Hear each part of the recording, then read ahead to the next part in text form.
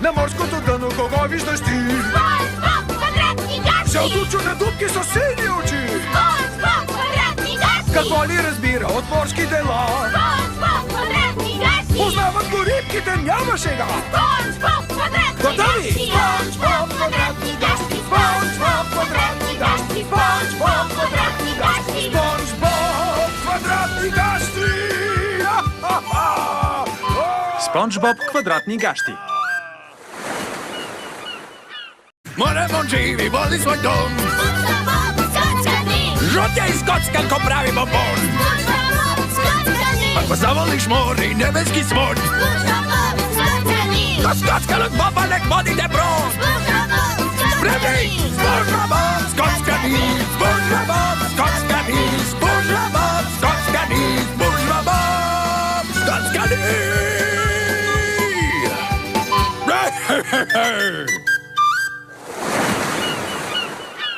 Kijk gewoon met een ander van de game. Ik stond je gespelen, houden aan veen. Was wat mij dat maar dat houdt je toch vrij. Maar zo je een dek, maar het thema is spree. Of SpongeBob SquarePants, SpongeBob SquarePants, SpongeBob SquarePants, SpongeBob SquarePants.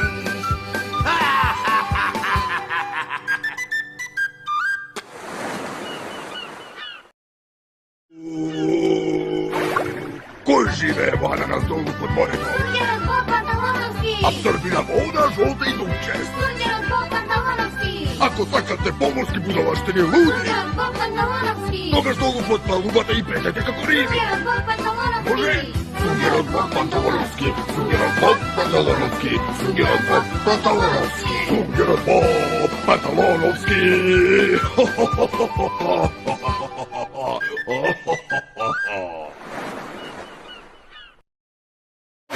Cine trăiește într-una ananas? SpongeBob Pantalon Pătrat! E galben pupu și vorbește pe nas. SpongeBob Pantalon Pătrat! Te vrei să afli prostii de prin mare? SpongeBob Pantalon Pătrat! Vino cu noi și dă din aripioare. SpongeBob Pantalon Pătrat! SpongeBob Pantalon Pătrat!